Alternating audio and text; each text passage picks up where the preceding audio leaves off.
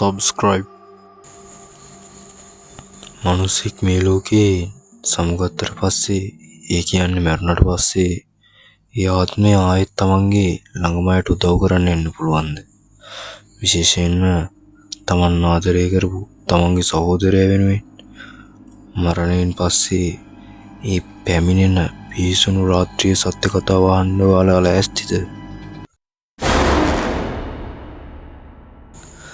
මේ සිද්ධිය උනේ මීට වසර කිහිපයකට පෙර ලංකාවේ දකුණු පළාතේ ඈත ගමක.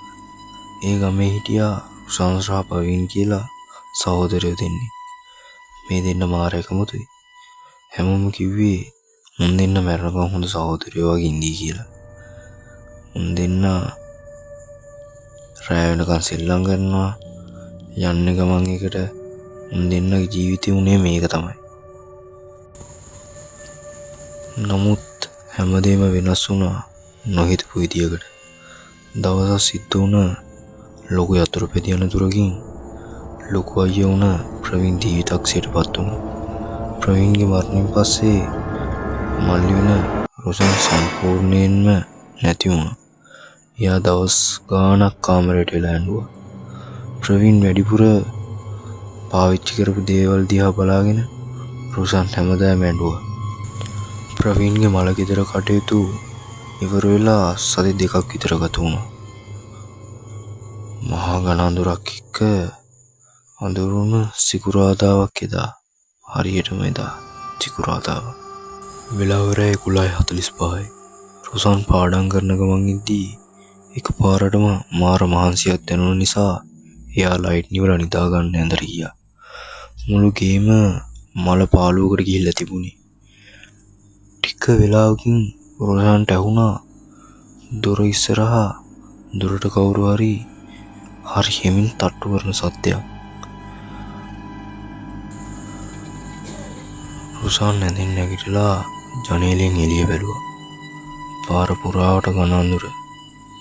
හැබැයි ගේ ඉස්සරහා ලයිට් එක අඳුරු එළියෙන් රුෂාන් දැක්කා ගේ ළඟ කවුරු හරි හිටගෙන ඉන්නවා. ඒ උස ඒ රූපය මරණ ප්‍රවීන් අයියා වගේම. රුෂාන්ගේ පපුව ගැහෙන්න ගත්තා.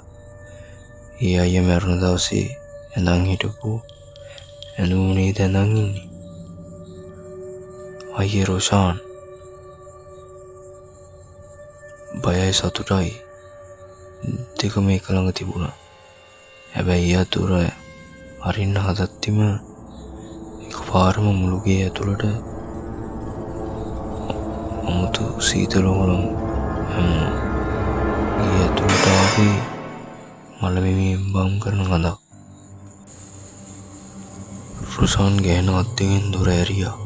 ඉස්සරහා හිටපු රූපය හිමින් ගේ ඇතුළට ආවා. එයාගේ මුහුණ හරියටම පේන්නේ. ඒ මල්ලිට විශ්වාසයි ඒ අයියා කියලා. ප්‍රවීන් කිසිම සත්‍යයක් නැතුව රුෂාන්ගේ කාමරයට ඇවිදගෙන ගියා. ගිහින් රුෂාන් පාඩම් කරන මේස උඩ තියෙන පොතක් කැරලා ඒක එක පිටුවක් උඩ තමන්ගේ අතේ කිලිටුණු ඇඟිලි තිබ්බා. රුෂාන් බය වෙච්ච පාර බිත්තියට හේතු වෙලා බලාගෙන හිටියා. ප්‍රවීන් හිමින් රුෂාන්ගේ පැත්තට ඇරුණා. එයාගේ කට ඇරුණේ නෑ. හැබැයි මුළු කාමරෙම දෙද තෝංකාර දෙන ගමන් ඒක දෙයක් යමුණා. මල්ලි මම හැප්පුණ දවස් මගේ බයික් එකේ බ්‍රේක් වයර් කැපුවා. උඹට ඒක ඕනේ හින්දා නේද? උඹ ඉල්ලුවා නම් මම උඹට ඒක දෙනවා. උඹ හිතුවේ මට ඒක කවදාවත් දැනගන්න බැරි වෙයි කියලාද? රුෂාන් මරහඬ දීගෙන කෑ ගැහුවා. ඒත් එක්කම එතකොටයි රුෂාන්ට තේරුණේ දෙකේ හීනයක් කියලා. එයාගේ ඇඟ දාඩියෙන් දිත් වෙලා තිබුණේ. වෙලාව රෑ 12යි. අම්බෝ එක හීනයක් විතරයි කියලා රුෂාන් හිතාගත්තා. වතුර උගුරක් බොන්න රුෂාන් ඒ එක්කම මේසේ ළඟට ගියා. එයා ඇවිලේ සිහිය විකල් වෙන දෙයක් දැක්කා. එයාගේ මේස උඩ තිබුණ පොතක් කැරලා තිබුණා. ඒ පොත උඩ කෙලිට කුණුලේ වලින් අතක සලකුණක් තිබ්බා.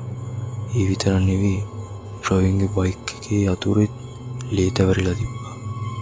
හීනයක් වුණත් මළගිය ඇත්තෝ තමන්ට උණු අසාධාරණකම් වලට පරිගන්න ආයෙ එනවා කියන්නේ එක මේකෙන් ඔප්පු වෙනවා.